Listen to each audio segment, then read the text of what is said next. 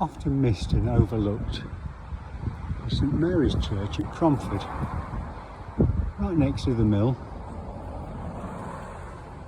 on the main road, opposite the two big car parks, and opposite the end of the Cromford Canal there. Really lovely setting, so let's have a quick look at it.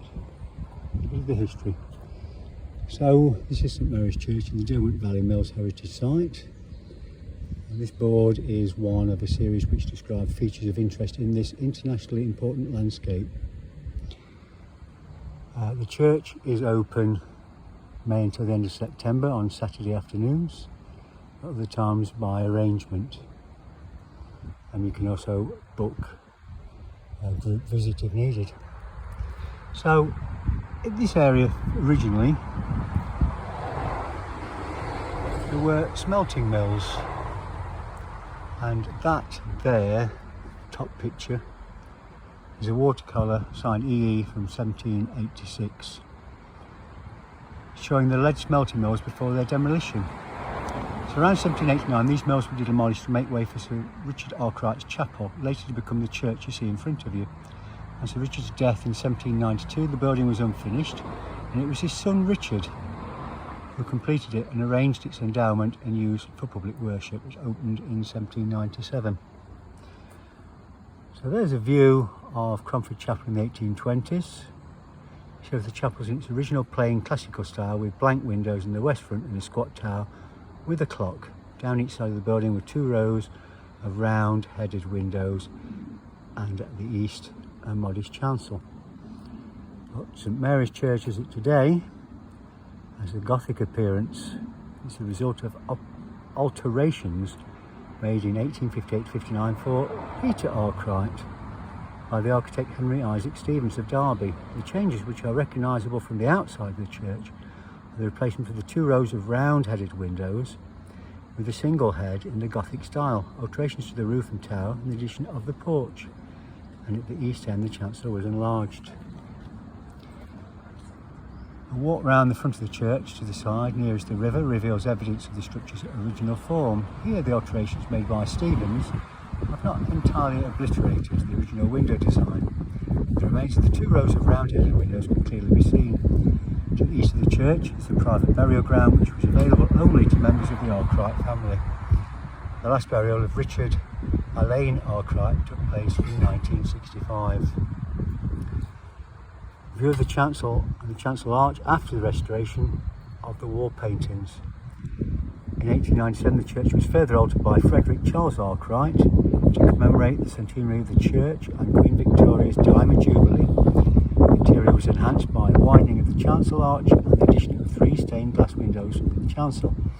The most dramatic change was the decoration of the entire church with wall paintings in a scheme designed by the artist Alfred Octavius Hemming.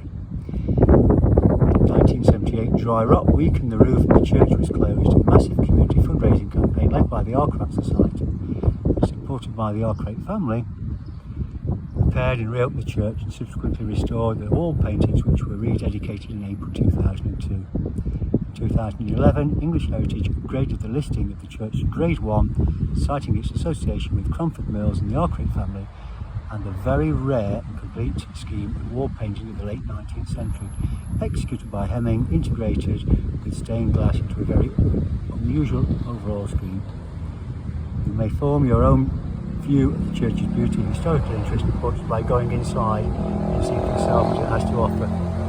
But unfortunately, it's not open today. So I'll just have a quick walk around the outside just to show you. I hope you found that interesting. I'll tell you what there is at the top there. That's one of the most beautiful church clocks I've seen for a long time. Look, 1869. How beautiful is that? Coming across and just pan back out in the main entrance. That's the picture we saw from before. I've got a list there of the Sunday services. It's nice that it's still used. Looking at that on a weekly basis, I bet this will be fantastic on next Sunday, the 12th of November, for the Remembrance service at 2 o'clock. If you're in the area. There we go. Just have a quick look around the outside, and here we have the river at the back. There's certainly a flow on it today. And just up there on the hillside, Willersley Castle, which is where Richard Arkwright lived. Graves around the side here. Let's have a very quick walk round. Nice peaceful church, this one. It's not on the main thoroughfare.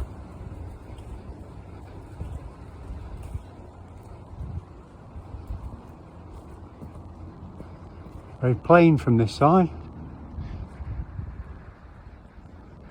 And down here we have the Arkwright family graves.